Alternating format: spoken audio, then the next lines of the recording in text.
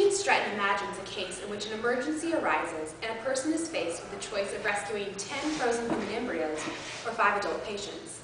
Since virtually everyone would choose to save the adult patients rather than the embryos, this indicates that the patients have a higher moral status than the frozen human embryos.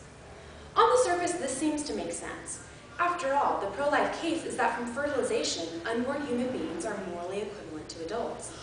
You would think the ethical thing to do would be to rescue the greatest amount of humans possible, in this case, the 10 embryos. However, these embryos have been conceived through IVF.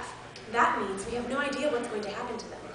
They may be implanted into a woman hoping to conceive, or several different women, or they may be used for research. This is tragic, but we simply don't know the ultimate fate of these embryos. On top of that, even if they are scheduled for implantation, there's no guarantee that all of them or any of them will take. They may not implant. Therefore, you would be morally justified in rescuing the adults, even over a greater number of human embryos. Consider it like a case of triage. 2 people are in mortal danger, and a doctor can only save one. The doctor will save the person with the greatest chance of survival. Does that mean the other person is less valuable than the person she saves? Of course not. But if she tried to save the person with the most extensive injuries, she may end up losing both. In this case, since the fate of the embryos is uncertain, nor could it ever be certain, saving the adults would be morally justified because they have a 100% chance of survival if you rescue them. But what if you take it a step further? What if you knew for certain that all the embryos would be given to women, and technology has advanced to the point now that we can guarantee that all, or at least the vast majority, would implant?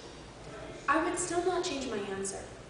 First, if there is a genuine emergency, say the building is on fire, I'm not going to waste time trying to read the label or find the paperwork to ensure that these embryos are scheduled for implantation. I'm going to make the most logical, life-saving choice, and still save the adults. Second, how would choosing to save one entity over another prove that the entities I didn't save aren't human? In fact, we could change the conditions of the scenario. Say you're in a burning building. In one room is your mother, or choose any other living relative. And in another room is a complete stranger. You only have time to save one. I would almost guarantee you would save your mother. But that doesn't mean that the one you didn't save wasn't human. Third, even if we were told ahead of time that these embryos were scheduled for implantation, we would still be morally justified in saving the adults. As Christopher Caswell explains, killing a regular person and killing the President of the United States are equally wrong as killing. The regular person and the President have equal rights to live. However, unlike killing a regular person, killing the President may also generate global instability, upset millions of people, and perhaps even prompt massive retaliation or world war. These factors make the assassination of any world leader more grievously wrong than killing a private citizen. But nevertheless, killing the President and killing a private citizen are equally wrong with respect to the violation of the right to life. We have moral justification for treating human beings enjoying basic equal rights in different ways. If forced to choose between saving the President of the United States and 4 other national presidents and prime ministers, rather than 10 unknown patients, most people would choose the President and the prime ministers.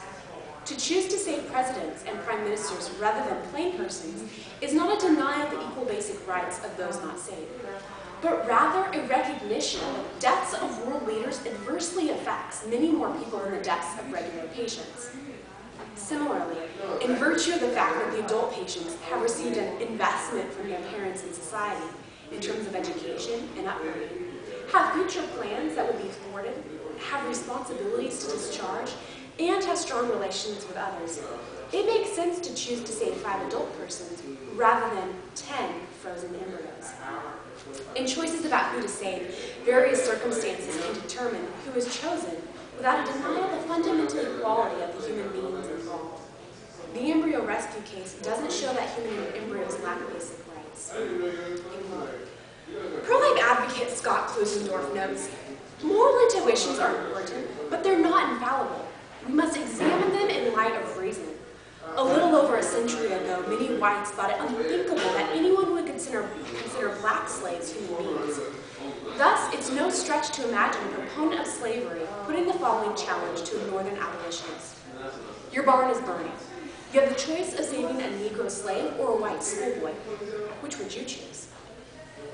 If a majority of abolitionists leave a black kid behind, does that change the kind of thing he is?